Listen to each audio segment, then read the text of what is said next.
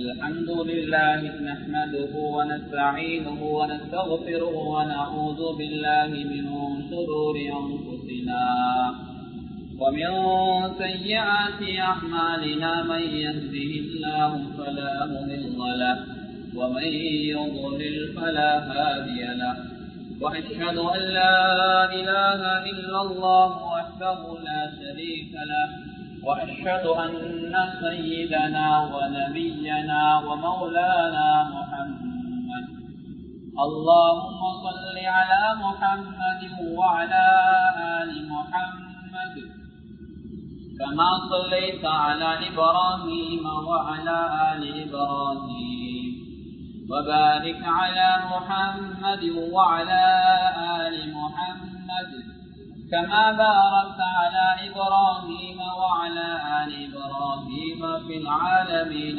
إنك حميد مجيد صلى الله عليه وآله وأزواجه وذرياته وأصحابه وأهل بيته أجمعين وأوصيكم عباد الله وإياي أولا بتقوى الله فإن التقوى رأس الأمور أما بعد فقد قال الله تبارك وتعالى في كلامه العزيز أعوذ بالله من الشيطان الرجيم بسم الله الرحمن الرحيم سبحان الذي أسرى بعبده ليلا من المسجد الحرام إلى المسجد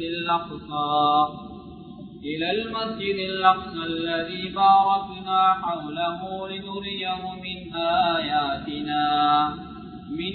آياتنا إنه هو السميع البصير صدق الله العظيم அளவற்ற அருளாளன் நிகரற்ற அன்பாளன் ஏகநாயன் அல்லாஹ் ஒருவனுக்கே புகழ் அனைத்தும் அல்ஹம்துலில்லாஹ். அந்த அல்லாஹுவை போற்றி புகழ்ந்ததன் பின்னால் இன்றைய குதுபா பிரசங்கத்தை ஆரம்ப செய்கிறேன். ஸலாத்தும் ஸலாமும் என் உயிரிலும் மேலான கண்மணி நாயகம் முஹம்மது முஸ்தபா ஸல்லல்லாஹு அலைஹி வஸல்லம் அன்னவர் மீதும் அன்னாரின் அடிச்சுவடுகளை அனுபவமும் ஷஹாதத் நமது வாழ்விலே பின்பற்றி வெற்றிகளை கண்ட அருமை சஹாபாக்கள், தாபிஊன்கள், தபஉ தாபிஈன்கள், முஸ்லிமான முஃமினான ஆண்கள் பெண்கள் யாவர் மீதும் அல்லாஹ்வுடைய சாந்தியும் சமாதானமும் என்றென்றும் உண்டாவதாக. இந்த ஒரு நாளில் உலகம் அழிந்ததற்கு பின்னால் மேலான ஜன்னத்துல் ஃபிர்தௌஸ் சுவர்க்கம் கிடைக்கட்டுமா என்று துஆ செய்கிறேன். அல்லாஹ் கபூல் செய்வானா. அன்பான அல்லாஹ்வின் நல்லடியார்களே, அல்லாஹுவை எல்லா சந்தர்ப்பங்களிலும் பயந்து கொள்ளுமாறும் பள்ளிக்கு உள்ளே இருக்கின்ற போதும் வெளியில் இருக்கின்ற போதும் உள்ளூரில் இருக்கின்ற போதும் வெளியூரில் இருக்கின்ற போதும் தனிமையில் இருக்கின்ற போதும் கூட்டாக இருக்கின்ற போதும் இரவிலும் பகலிலும் ரகசியமாகவும் பரகசியமாகவும் அறிமுகமானவர்களுக்கு மத்தியிலும் அறிமுகம் இல்லாதவர்களுக்கு மத்தியிலும் செழிப்பாக சந்தோஷமாக இருக்கின்ற கட்டங்களிலும் சோர்வான கவலையான கட்டங்களிலும் எல்லா சந்தர்ப்பங்களிலும் அல்லாஹ் எங்களை பார்த்துக் கொண்டிருக்கிறான் என்ற சிந்தனையோடு ஒவ்வொரு நிமிடத்தையும் ஒவ்வொரு வினாடியை நகர்த்துமாறு எனக்கும் உங்களுக்கு வசியத்து பற்றிக் கொள்கிறேன். எனவே இந்த உலகிலே அல்லாஹ்வை பயந்து வாழ்ந்து நாளைய மறுமையினால் அல்லாஹ் முத்தகீன்களுடைய கூட்டத்திலே எங்களை சேர்த்து எமக்கு அருள் புரிவானார். அன்பான அல்லாஹ்வின் நல்லடியார்களே, பேரன்புமிக்க சகோதரர்களே, அல்லாஹ் சுப்ஹானஹு வ தஆலா இந்த உலகத்தை படைத்து இந்த உலகத்திலே அல்லாஹ் சுப்ஹானஹு வ தஆலா சில இடங்களை சிறந்த இடங்களாக, சில நகரங்களை சிறந்த நகரங்களாக அல்லாஹ் ஆக்கியிருக்கிறான். அந்த வகையிலே மக்கா, மதீனா, பலஸ்தீன் என்று சொல்லக்கூடிய பல நகரங்களை அல்லாஹ் சிறந்த நகரங்களாக, சிறந்த இடங்களாக உலகிலே ஆக்கியிருக்கிறார். ஏனைய மஸ்ஜிதுகளிலே சொல்லக்கூடிய தொழுகைகளை விட, ஏனைய மஸ்ஜிதுகளில் செய்யக்கூடிய அமல்களை விட, அந்த பள்ளி வாயில்களிலே அந்த பகுதிகளிலே செய்யக்கூடிய வணக்கங்களுக்கு அல்லாஹ் பெருமதியை, சிறப்பை, அதிகமான நன்மைகளை எல்லாம் வைத்திருக்கிறார். அந்த வகையிலே எமக்கு தெரிந்த ஒரு விடயம்தான், அரபு உலகிலே பேசப்படுகின்ற ஒரு விடயம்தான், பலஸ்தீனுடைய பூமிக்காக பலஸ்தீனுடைய மக்கள் போராடி கொண்டிருக்கின்ற செய்தி நாம் எல்லோரும் அறிந்த விடயம். அன்பான அல்லாஹ்வின் நல்லடியார்களே, ஓரிரு மாதம் அல்ல 6 மாதங்களுக்கு மேலாக தொடராக இடம்பெற்று வருகின்ற அந்த போர், தொடராக இடம்பெற்று வருகின்ற அந்த யுத்தம், அன்பானவர்களே, அதிகமாக பலஸ்தீனுடைய மக்கள் பாதிக்கப்பட்டிருக்கிறார்கள். அது மாத்திரமல்ல, இறுதியாக வந்த ரமலான், அந்த ரமலானிலே உள்வருக்கு கூட வழி இல்லாத நிலைமை அவர்களுக்கு ஏற்பட்டு, வெறும் புட்களை போட்டு அதற்குள்ளே தண்ணீர்களை ஊற்றி கஞ்சி காய்த்து அதனை கொண்டு நோம்பு பிடித்து அதனை கொண்டு நோம்பு திரிக்கின்ற ஒரு நிலை. அது மாத்திரமல்ல, நாம் எல்லாம் அங்குமிங்கும் சுற்றி ஆடைகளை எடுத்தோம். 1-2 உடுப்பல்ல, பல உடுப்புகளை எடுத்தோம். பெண்ணாளுடைய முதல் நாள், பெண்ணாளுடைய 2ஆம் நாள் சிப்புக்கென்று வெவ்வேறு வகையான ஆடைகளை எடுத்தோம். ஆனால் அந்த சமூகமோ ஆடை இல்லாமல், இறுதி பயணம் கூட தன்னுடைய அந்த கப்பனுடைய ஆடை கூட இல்லாத நிலையிலே இரத்தங்கள் படிந்த நிலைமையிலே இந்த உலகத்தை விட்டு பிரிகின்ற காட்சிகளை நாம் பார்க்கிறோம். அன்பான அல்லாஹ்வின் நல்லடியார்களே, நாம் தினந்தோறும் பரவான 5 நேரங்கள் தொழுகிறோம். அந்த சமூகம் தினந்தோறும் 6 நேரங்கள் தொழுது கொண்டிருக்கிறார்கள். ஒவ்வொரு வக்துக்கு பின்னாலும் அவர்கள் ஜனாசாவுடைய தொழுகையை தொழுது கொண்டிருக்கிறார்கள்.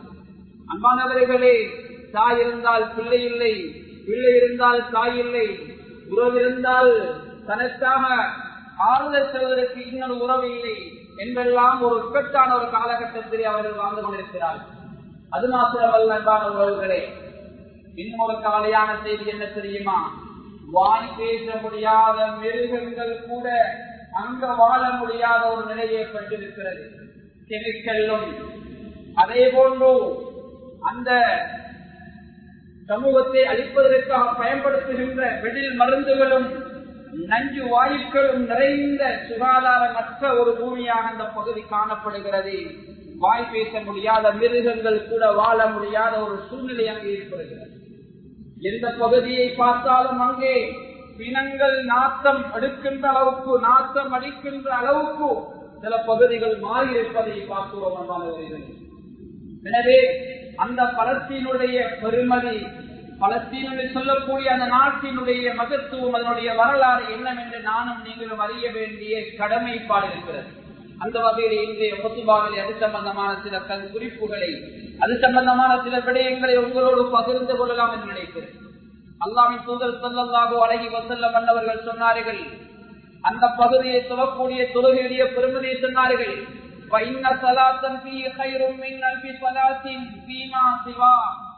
அந்த பகுதிகளிலே, அந்த மஸ்ஜிதுகளிலே சொல்லக்கூடிய தொழுகை ஏனைய மஸ்ஜிதுகளை சொல்லக்கூடிய தொழுகைகளை விட 1000 தொழுகைகளுக்கு, இங்கு அங்கு சொல்லக்கூடிய தொழுகை மற்ற பள்ளிகளில் சொல்லக்கூடிய 1000 தொழுகைகளை விட சிறந்தது என்ற கருத்தை எங்கள் தலைவர் பெருமானார் ஸல்லல்லாஹு அலைஹி வஸல்லம் அவர்கள் சொன்னார்கள்.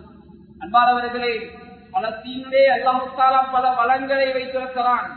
பல வளங்கள் நிறைந்த பூமியாக பலஸ்தீனுடைய பூமி இருக்கிறது. நபிமார்கள் அதிகமானவர்கள், 80% அதிகமான நபிமார்கள் வாழ்ந்த பூமியாகத்தான் இந்த பலஸ்தீனுடைய பூமி இருக்கிறது. நபிமார்கள் வாழ்ந்த இடம் ஹஜ்ரத் ஈசா அலைஹிஸ்ஸலாத்து வஸலாம் அன்னவர்கள் பைத்துல் லஹம் என்று சொல்லக்கூடிய இடத்திலே அங்குதான் பிறந்தார்கள். ஹஜ்ரத் இப்ராஹிம் அலைஹிஸ்ஸலாம், ஹஜ்ரத் யாக்கூப் அலைஹிஸ்ஸலாம், ஹஜ்ரத் இஸ்ஹாக் அலைஹிஸ்ஸலாம், ஹஜ்ரத் ஜக்கரியா அலைஹிஸ்ஸலாம், இன்னும் ஏராளமான நபிமார்கள், அதே போல ஹஜ்ரத் யஹ்யா அலைஹிஸ்ஸலாம், ஹஜ்ரத் சுலைமான் அலைஹிஸ்ஸலாம் மற்றும் ஹஜ்ரத் தாவூத் அலைஹிஸ்ஸலாம் போன்ற பல நபிமார்கள் அங்கே பிறந்திருக்கிறார்கள். அங்கே இன்னும் பல நபிமார்கள் வாழ்ந்திருக்கிறார்கள். பலஸ்தீனுடைய தலைநகராக இருக்கின்ற புனித குதுஸ் நகரம் மிகவும் பெருமதியான நகரமாக இருக்கிறது. அது மாத்திரமல்ல, அன்பான அல்லாஹ்வின் நல்லடியார்களே, நானும் நீங்களும் தொழுகையிலே முன்னோக்கி தொழுகின்ற இன்றைய காபத்துல்லா, இந்த காபத்துல்லாவுக்கு முன்னதாக நானும் நீங்களும் எங்களுக்கு முன்னால் வாழ்ந்த சந்ததிகளும் முன்னோக்கி தொழுத இடம் அந்த பலஸ்தீனுடைய அந்த குதுஸ் நகரத்தை நோக்கித்தான் அவர்களுடைய தொழுகை கிப்லாவாக இருந்தது. சுமாராக இஸ்லாமிய வரலாற்றிலே 17 மாதங்கள் முஸ்லிம்களின் முதல் கிப்லாவாக அது இருந்து வந்திருக்கிறது என்றே வரலாறு எங்களுக்கு சொல்லித் தருகிறது. அன்பான அல்லாஹ்வின் நல்லடியார்களே, அது மாத்திரமல்ல, அந்த பள்ளியை கூட ஹஜ்ரத் சுலைமான் அலைஹிஸ்ஸலாத்து வஸ்ஸலாம் அன்னவர்கள் மூலமாக அந்த மஸ்ஜித் கட்டப்படுகிறது. அதுவும் ஹஜ்ரத் சுலைமான் அலைஹிஸ்ஸலாத்து வஸ்ஸலாம் அன்னவர்கள் ஜின்கள் மூலமாக அந்த மஸ்ஜிதுடைய பணியை கட்டி முடிக்கிறார்கள். அன்பான அல்லாஹ்வின் நல்லடியார்களே, அந்த பள்ளி வாயில் மிகவும் பெருமதியான பள்ளி வாயிலாக உலகத்திலே காணப்படுகிறது. அதனால் அந்த மஸ்ஜிதிற்காக இன்றும் எங்களுடைய சமூகம், எங்களுடைய உறவுகள் போராடி கொண்டிருக்கிறார்கள். அதை விட ஆச்சரியமான செய்தி என்ன தெரியுமா? மஸ்ஜிதுடைய பணி நிறைவடைவதற்கு முன்னால் ஹஜ்ரத் சுலைமான் அலைஹிஸ்ஸலாத்து வஸ்ஸலாம் அன்னவர்கள் மௌத்தாகி விடுகிறார்கள்.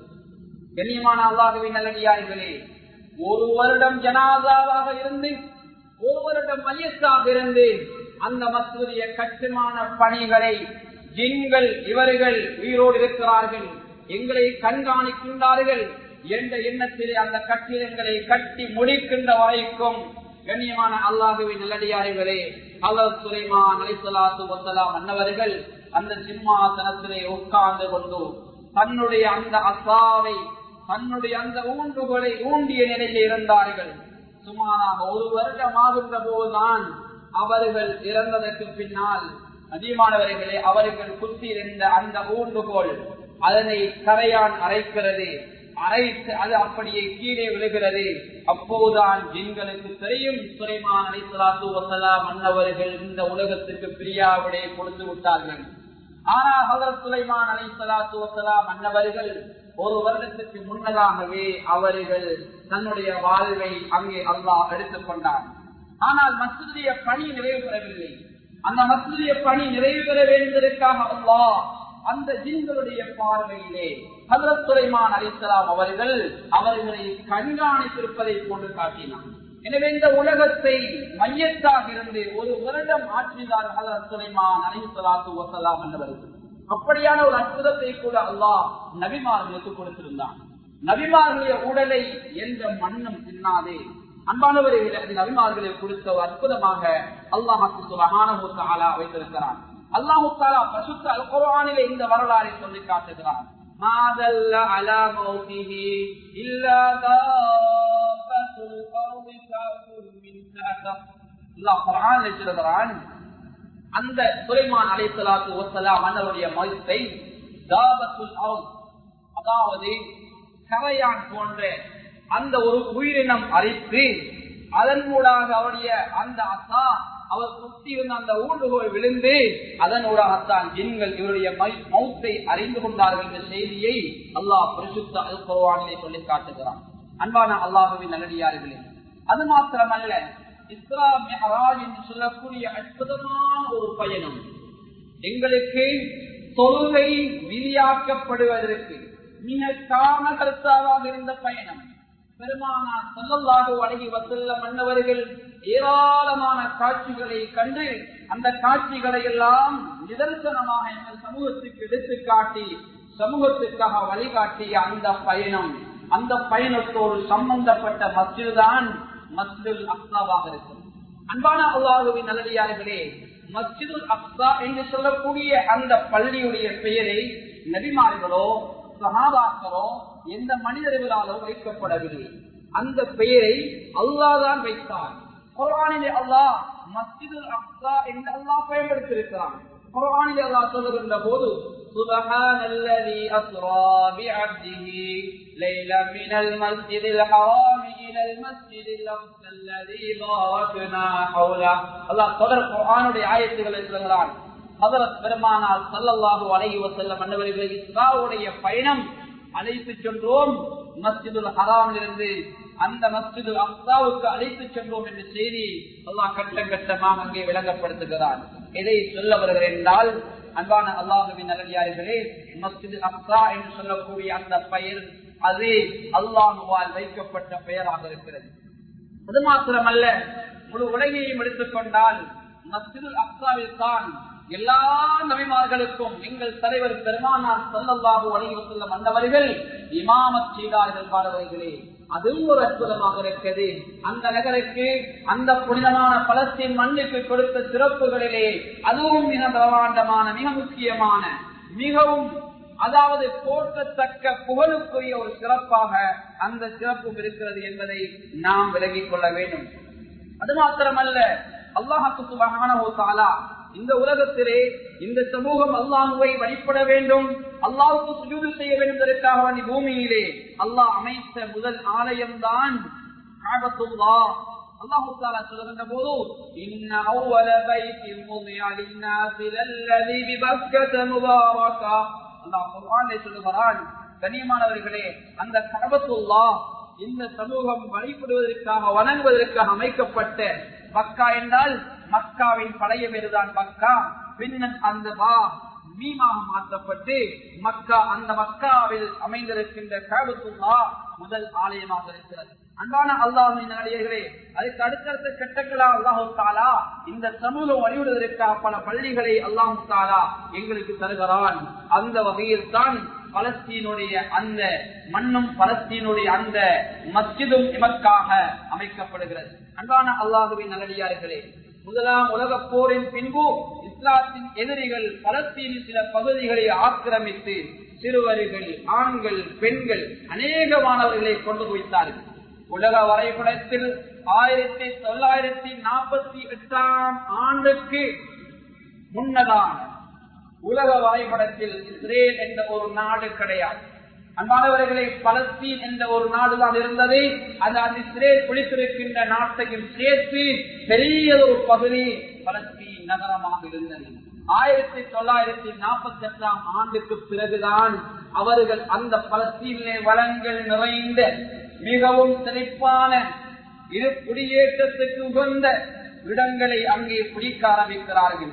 கனிமானவர்களே, இருக்க இடங்குறுங்கள், தங்குவதற்கு இடங்குறுங்கள், உண்ண வழி இல்லை, குடிக்க நீர் இல்லை என்று கெஞ்சி வீழ்ந்தவர்களுக்கு அடைக்கலம் கொடுத்த எமது சமூகம் இறுதியிலே நாட்டையும் கொடுத்து, இறுதியிலே தன்னுடைய உயிரையும் கொடுத்து, உடைமைகளையும் கொடுக்க வேண்டிய நிலைமை இன்று ஏற்பட்டிருக்கிறது.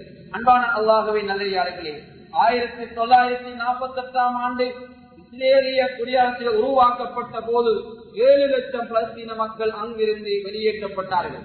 எந்த அளவென்றால் பலஸ்தீனுடைய அந்த மக்கள் அன்று மிக செழிப்பான இடங்களில் அவ்வளவு குடியிருக்கவில்லை. கூடாரங்கள் அமைத்து, முகாம்கள் அமைத்து, வசதி அற்ற இடங்களில் தான் அங்கே அவர்கள் இருந்தார்கள். அது மாத்திரமல்ல, 1948 ஆண்டு அந்த இஸ்ரேல் குடியேற்றம் உருவாக்கப்படுகின்ற போது சுமாராக 7 லட்சம் பலஸ்தீன மக்கள் அங்கிருந்து வெளியேற்றினார்கள். கண்ணியமானவர்களே, இதுதான் வரலாற்றிலே வரலாற்று ஆசிரியர்கள் மிகவும் கவலையான ஒரு நிகழ்வாக, பலஸ்தீனிய வரலாற்றிலே மிக மிக கவலையான ஒரு நிகழ்வாக இந்த நிகழ்வை பார்க்கப்படுகிறது. இந்த நிகழ்வைத்தான் இஸ்லாமிய வரலாற்றிலே நக்பா என்று அழைப்பார்கள். நக்பா என்றால் பேரழிவு, ஆபத்து என்ற பொருள். இந்த பேரழிவு, அந்த நக்பா அங்கிருந்து ஆரம்பிக்கப்பட்டுதான் அப்படியே தொடர சென்று முஸ்லீம்கள் இறுதியிலே மிகவும் நெருக்கடியான ஒரு நிலைக்கு அங்கே மாறினார்கள். 1948 ஆண்டு மே மாதம் 14 சியோனிசிய அமைப்புகள் இஸ்ரேல் குடியேற்றத்தை இஸ்ரேல் நாடு என பிரகடனம் செய்தது. 1948 ஆண்டு மே மாதம் தான் இஸ்ரேல் என்ற ஒரு நாடு உருவாக்கப்படுகிறது. அதுவும் வெறுமனே 14 சியோனிச நாடுகள் அமைப்புகள் ஒன்று சேர்ந்து அந்த நாடை பிரகடனப்படுத்துகின்ற போது எந்த ஒரு அரபு நாடும் அந்த பிரகடனத்தை ஏற்றுக்கொள்ளவில்லை, எதிர்ப்பு தெரிவித்தது. அன்பான அல்லாஹ்வின் நல்லடியார்களே, இறுதியிலே பல விமர்சனங்களுக்கு பின்னால் அப்படி அந்த நாடு அங்கே பல விமர்சனங்களுக்கு பின்னால் அவர்கள் அந்த விடாபிடியோடு இருந்து அப்படியே அந்த நாடு மெல்ல மெல்ல பறிக்கப்படுகிறது. அன்பான அல்லாஹ்வின் நல்லடியார்களே, அதே போன்று அவருடைய ஆக்கிரமிப்பு நிறைவுறவில்லை. 1948 ஆண்டு அந்த மே மாதத்துக்கு முன்னதாக ஏப்ரல் 9 தியார் அல் யாசின் கிராமம், அதாவது ஜெருசலத்தில் இருக்கக்கூடிய மிக முக்கியமான ஒரு பகுதி, அந்த பகுதிக்குள் அவர்கள் நுழைகிறார்கள். ஆயுதங்களை தாங்கிய இஸ்லாத்தின் விரோதிகள் சுமாராக 120 பேர் நுழைந்து அங்கிருந்த சிறியதொரு குடியேற்றம், சுமார் 600க்கும் குறைவான மக்கள் இருந்த ஒரு குடியேற்ற பகுதி, அப்படி அந்த 600 பேரையும் கொண்டு குவித்து இரத்த கரையாக அங்கே மாற்றுகின்றார்கள். கண்ணியமான அல்லாஹுவின் நல்லடியார்களே, அது மாத்திரமல்ல, எங்கிருக்கின்ற மக்களையும் அங்கிருந்து விரட்ட ஆரம்பிக்கின்றார்கள். இப்படி அவருடைய வரலாறு நடுவிலும் அவர்கள் செய்த அநியாயங்களை எங்களுக்கு எடுத்துச் சொல்லலாம். அன்பான அல்லாஹுவின் நல்லடியார்களே, பேரன்பிக்க சகோதரர்களே, எனவே இந்த இடத்தில் நாம் கவனிக்க வேண்டிய மிக முக்கியமான விடயம், நாம் என்று அந்த பலத்தினுடைய பெருமதியை வழங்காமல் இருக்கிறோம். குர்ஆனை பிரட்டி பாருங்கள். குர்ஆனிலே 3வது சூரா, சூரத்து ஆல இம்ரான். ஆலு இம்ரான், இம்ரானுடைய குடும்பம் என்று சொல்லக்கூடிய ஒரு சூரா இருக்கிறது. சுமார் 200 ஆயத்துக்களை கொண்ட சூரா. உலமாக்களிடத்திலே கேட்டு பாருங்கள். கண்ணியமானவர்களே, ஆலு இம்ரான், இம்ரானுடைய குடும்பம் வாழ்ந்த இடம் பலஸ்தீன் தான். அன்பானவர்களே, அவருடைய அன்பு மகள் ஹஜ்ரத் மரியம் அலைஹிஸ்ஸலாம் அவர்கள் வாழ்ந்த இடம் அந்த பலஸ்தீனுடைய மிஸ்ராவுடைய பகுதி. அன்பான அல்லாஹ்வின் நல்லடியார்களே, சிறு பிராயம் அங்கே அவருடைய காலம் கழிந்தது. அல்லாஹ் தஆலா அதிகமான நபிமார்களுடைய வரலாறுகளை பேசியிருக்கின்றான். அந்த நபிமார்கள் அதிகமானவர்கள் வாழ்ந்த புனித பூமிதான் அந்த பலஸ்தீனுடைய பூமியாக இருக்கிறது. அன்பான அல்லாஹ்வின் நல்லடியார்களே, அது மாத்திரமல்ல, எங்களுடைய இமாம் ஃபிக்ஹ் துறையிலே மிகப்பெரிய ஒரு மார்க்க மேதை இமாமுனா ஷாஃபி ரஹ்மத்துல்லாஹி அலைஹி அவர்கள் பிறந்ததும் பலஸ்தீனில் தான். பலஸ்தீனிலே இன்று நாங்கள் காஸா என்று சொல்கின்றோமே, அது அரபியிலே கஸ்ஸா என்று அழைப்பார்கள். ஹஜ்ரத் இமாம் ஷாஃபி ரஹ்மத்துல்லாஹி அலைஹி, இமாமுனா ஷாஃபி ரஹ்மத்துல்லாஹி அலைஹி அவர்கள் பிறந்த இடம் அந்த கஸ்ஸா என்று அழைக்கக்கூடிய இடம்தான். அன்பான அல்லாஹ்வின் நல்லடியார்களே, இமாம் ஷாஃபி ரஹ்மத்துல்லாஹி அலைஹி அவர்கள் மிகப்பெரிய ஒரு மார்க்க மேதை. 7 வயதிலே மூலம் குர்ஆனை ஹிஃப்ல் செய்த சிறந்த ஒரு ஹாஃபிஸ். 9-10 வயதுகளிலே முவத்தா மாலிக்கை மரணம் செய்து, அதை அடுத்து 11-12 வயதுகளிலே ஃபிக்ஹ் துறையுடைய முக்கியமான நூல்கள் மசாயில்களை மரணம் செய்து, சிறு பிராயத்திலே மார்க்க தீர்ப்பு கொடுக்கின்ற ஒரு மார்க்க மேதையாக மாறினார்கள். அன்பானவர்களே, அந்த பெரிய மார்க்க மேதை உருவாகுவதற்கு காரணகர்த்தாவாக இருந்த நகரம், ஈண்டெடுத்த பொன்னான ஒரு மண், அது பலஸ்தீன் மண் என்றால் அது நிகராக முடியாத அன்பானவர்கள்.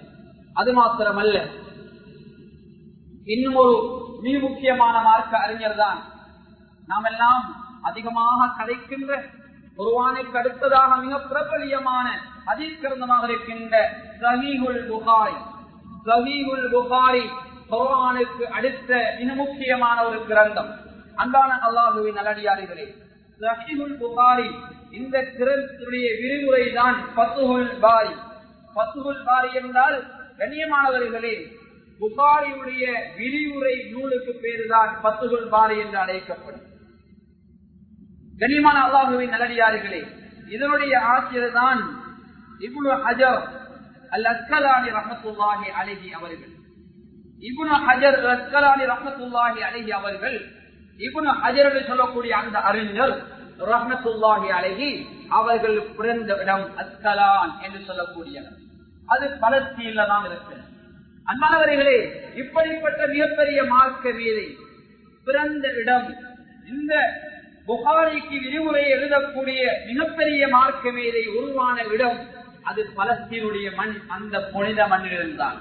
அது மாத்திரமல்ல, அந்த அறிஞர் இப்னு ஹஜர் அல் அஸ்கலானி ரஹ்மத்துல்லாஹி அலைஹி அவர்கள் சுமார் 170க்கு மேற்பட்ட நூல்கள், அரபு நூல்களை தொகுத்திருக்கிறார். மிகப்பெரிய ஒரு மார்க்க மேதையாக அவர்கள் திகழ்ந்திருக்கிறார். எனவே அன்பான அல்லாஹ்வின் நல்லடியார்களே, இப்படியான பல வரலாற்று குறிப்புகளை, பிற வரலாற்று நிகழ்வுகளை, எங்களுடைய ஆள் மனதிலே தொடரக்கூடிய பல நிகழ்வுகளை தந்திருக்கின்ற பூமிதான் அந்த பலஸ்தீனுடைய பூமியாக இருக்கிறது. எனவே அன்பான அல்லாஹ்வின் நல்லடியார்களே, பேரன்புமிக்க சகோதரர்களே, இன்று அந்த பலஸ்தீனுடைய பூமி இரத்த கரைகளாக மாறி இன்று மக்கள் வாழ்ந்தாலும் அங்கே சரியான காற்றோட்டம் இல்லாத ஒரு நிலை, சரியான உணவு இல்லாத ஒரு நிலை, தாய் இருந்தால் பிள்ளை இல்லை, பிள்ளை இருந்தால் தாய் இல்லை, தாயும் பிள்ளையும் இருந்தால் இருக்க வீடு இல்லை, இருக்க வீழ்ந்தால் தொழில் இல்லை. கண்ணியமானவை இப்படி ஒரு இக்கட்டான சூழ்நிலையில் தான் அந்த சமூகம் கடந்த ரமலானை மாத்திரமல்ல தற்போது அவருடைய வாழ்வாதாரத்தை கணித்துக் கொண்டிருக்கிறார். அன்பான அல்லாஹ்வின் நல்லடியார்களே, அதிலும் கவலையான செய்தி, பலஸ்தீனுடைய பகுதிகள் ஏதோ ஒரு வகையிலே அது பாதிப்புகள் குறைந்த பகுதியாக இருந்தாலும் வாதா என்று சொல்லக்கூடிய பகுதி அதாவது மிகவும் ஆபத்தான மிகவும் கவலைக்கிடமான நிலைமையாக அது மாறிவிட்டது.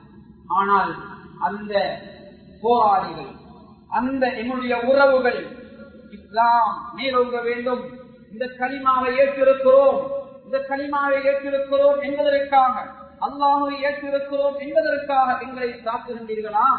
கண்ணியமானவர்களே, அதற்காக வேண்டி அவர்கள் ஈமானை விடவில்லை. அவருடைய ஈமான் அதிகரிக்கிறது. அங்கே தாக்குதல் நடத்த யுத்தம் முன்புறமாக நடக்க அவருடைய ஈமான் கூடிக்கொண்டுதான் போகிறதானவர்களே. இங்கு ஒரு நிலைமை அப்படி ஏற்பட்டால் எங்களுடைய ஈமானின் நிலை எப்படி இருக்கும்? எனவே அல்லாஹ்வின் நல்லடியார்களே, அந்த மக்களுக்காக துஆ செய்ய வேண்டிய கடமையை பாடலை நானும் நீங்கள் இருக்கிறோம். அவருடைய பாசையில் தான் அவர்கள் அரபிகள், பலஸ்தீன் அரபிகள், சவுதி அரபிகள் என்று சொல்வோம். கண்ணியமானவர்கள், அவருடைய பாசையில் தான் குர்ஆன் இறக்கப்பட்டிருக்கிறது. அவர்களுடைய பாசையில் தான் ஹதீஸ் இருக்கிறது. அவருடைய பாசையில் தான் கண்ணியமானவரை நானும் நீங்களும் அந்த அரபில் தான் பெயரையும் வைக்கிறோம். அதான் சொல்ல வேண்டுமா? அரபு தெரிய வேண்டும். தொழிற்க வேண்டுமா? குர்ஆன் தெரிய வேண்டும், மார்க்க சட்டம் தெரிய வேண்டும். பேர் வைக்கிறோமா? அது அரபியத்தான் பெயர் வைக்கிறோம். அன்பானவர்கள், நாங்கள் வேறு தேவையான பாசையில் எழுதி கொண்டாலும் எங்களுடைய மூலதனம் பெறப்பட்டது அரபிலிருந்தான். எனவே அவர்கள் அரபிகள், நாம் எல்லாம் அஜபிகள். நாம் எல்லாம் குர்ஆனை விளங்கி படித்தவர்கள், நாம் எல்லாம் ஹதீஸை விளங்கி படித்தவர்கள். ஆனால் அவருடைய பாசைகள் தான் குர்ஆன் ஹதீஸ் எல்லாம் இருக்கிறது. எனவே அவர்கள் ஏராளமாக எங்களுக்கு உதவி செய்திருக்கிறார்கள். அல்ஹம்துலில்லாஹ், ரமலானுடைய காலங்கள் வந்தால் அரபிகள் மூலமாக ஏராளமான ஈத்தம்பலம், இன்னும் பல உணவு பொதிகள், இன்னும் ஏராளமான அவருடைய நன்கொடைகள் இந்த நாட்டுக்கு வந்து சேருகிறது. முஸ்லிம்கள் மாத்திரமல்ல, முஸ்லிம் அல்லாத இந்த உலகத்திலே, இந்த பூமியிலே, இந்த நகரத்திலே, இந்த நாட்டிலே வாழக்கூடிய பூமியின மக்களுக்கும் அவருடைய நலவுகள், அவருடைய சந்தோஷங்கள், அன்பளிப்புகள் வந்து கொண்டுதான் இருக்கின்றன. எனவே அதனால் தான் அவர்களுக்கு ஒரு கஷ்டம் என்றால் இன்று நாங்கள் கொடுக்க முடியாதை போல இங்கு உள்ள மாற்று மத சகோதரர்களும் அவருடைய கஷ்டங்களில் பங்கெடுத்திருக்கிறார்கள்.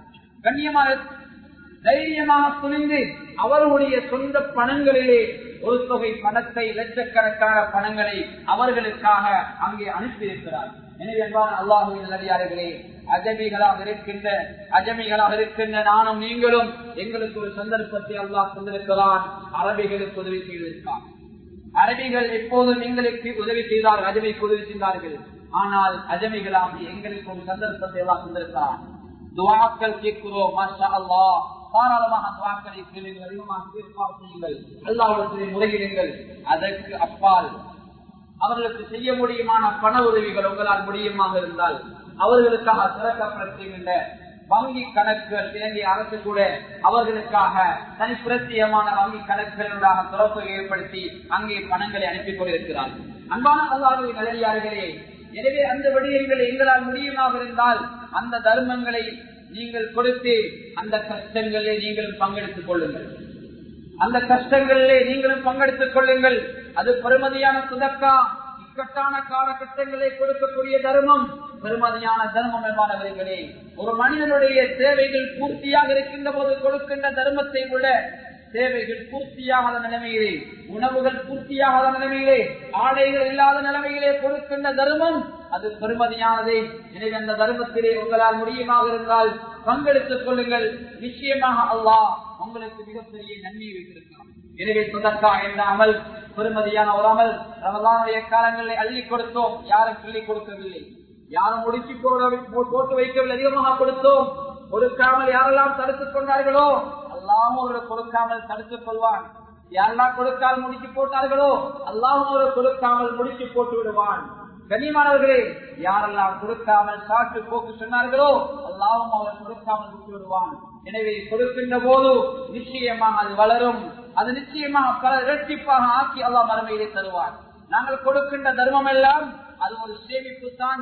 நாளைய மறுமை நாளை அல்லாஹ் கண்டிப்பா அதை தந்து விடுவான். நாங்கள் கொடுக்கின்ற தர்மம் எல்லாம் அது அல்லாஹுக்கு கொடுத்த கடன். அல்லாஹ் அதை நிச்சயமாக திருப்பி மறுமையிலே தந்து விடுவான் என்பதிலே எந்த சந்தேகமும் கிடையாது. அப்படி சந்தேகம் வந்து விட்டால் எங்களுடைய ஈமானிலே கோளாறு இருக்கிறது. கண்ணியமானவர்களே, அல்லாஹ் கொடுத்ததை திருப்பி கொடுப்பவன் அல்ல, கொடுத்ததை அல்லாஹ் பல மடங்காக ஆக்கி கொடுப்பவன். நாங்கள் 1000 ரூபாய் கொடுத்தால் அல்லாஹ் எங்களுக்கு 10,000 ரூபாய் தருகிறான். நாங்க 10,000 ரூபாய் கொடுத்தால் அல்லாஹ் எங்களுக்கு 1 லட்சம் தருகிறான். நாங்கள் 1 லட்சம் கொடுத்தால் அல்லாஹ் எங்களுக்கு 10 லட்சம் தருகிறான்.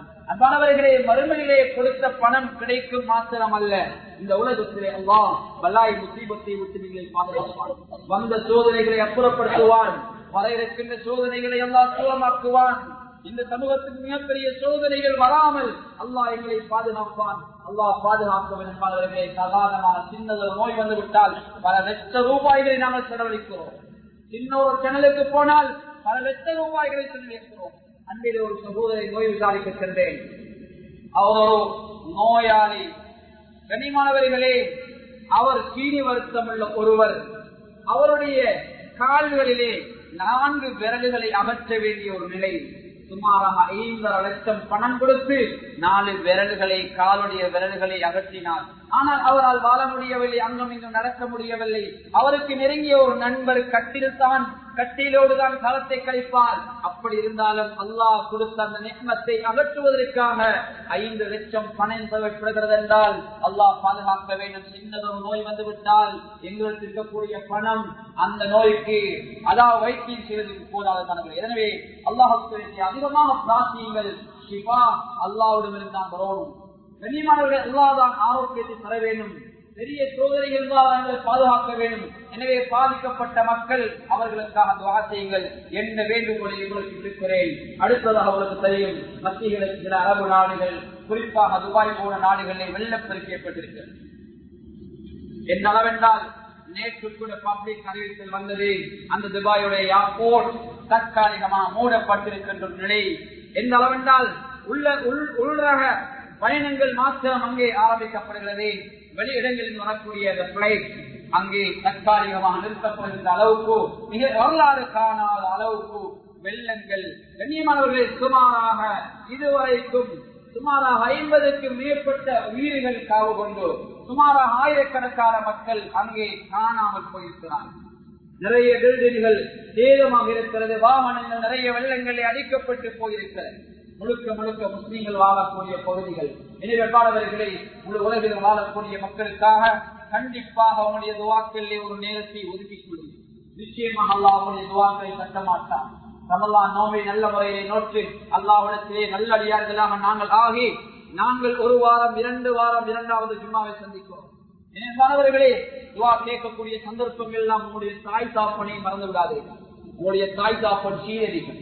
அதனால் தான் அல்லாஹ் உங்களை மஸ்ஜிதுக்கு வைத்திருக்கிறார். நேர காலத்தில் மஸ்ஜிதுக்கு வைத்திருக்கிறார். துவா கேட்கக்கூடிய ஒவ்வொரு சந்தர்ப்பங்களிலும் தாய் தாப்பனுக்கு துவாவை கேட்டதுக்கு பின்னால் கையை கீழே விடுங்கள்.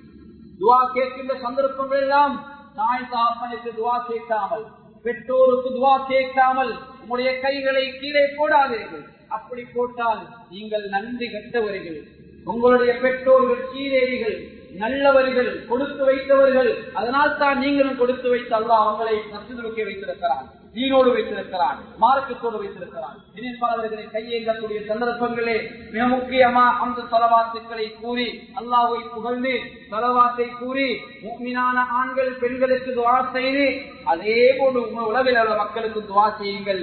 அதிலும் குறிப்பாக பெற்றோருக்கும் துஆ செய்து இறுதியிலே துஆவை முடிக்கின்ற போது ஸலவாத்து அல்லாஹ்வை புகழ்ந்து துஆவை முடியுங்கள். நிச்சயமாக அல்லாஹ் உங்களுடைய துஆக்களை ஏற்று அதற்கு பிரதிபலனை தருவான். எனவே வல்லவன் அல்லாஹ் சுப்ஹானஹு வ தஆலா முழு உலகில் ஏற்பட்டிருக்கின்ற இந்த அசாதாரண சூழ்நிலை பேரழிவுகளிலிருந்து அல்லாஹ் பாதுகாப்பானாக.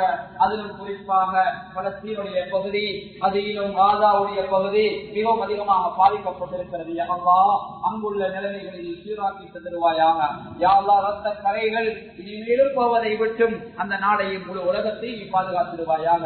யா அல்லாஹ், இஸ்லாத்தின் எதிரிகள் அவர்களை எங்களை விட நீ அறிந்தவன். யா அல்லாஹ், அவர்களுக்காக நாங்கள் துஆ செய்யவில்லை. யா அல்லாஹ், நீ எதை அவர்களுக்கு நாடி இருக்கிறாயோ அதை நீ செய்வாயாக. யா அல்லாஹ், முழு உலகில் வாழக்கூடிய மக்கள் சுபீட்சமாக நிம்மதியாக வாழ நீ அனுகூலம் செய்வாயாக. யா அல்லாஹ் ரமலானுடைய காலங்களில் பக்குவமாக இருந்தோம். யா அல்லாஹ் அந்த பக்குவங்கள் தொடர்ந்து என்னுடைய வாழ்க்கையில வர நீ கிருபை செய்வாயாக. கஷ்டப்படக்கூடிய மக்கள், பலஸ்தீனுடைய மக்கள், இன்னும் கஷ்டப்படக்கூடிய மக்களுக்கு பண உதவிகள் செய்யக்கூடிய கூட்டத்திலே எங்களை சேர்த்துக் கொள்வாயாக. இப்போது அவர்களுக்கு துவா செய்யக்கூடிய கூட்டத்திலே எங்களை சேர்த்துக் கொள்வாயாக.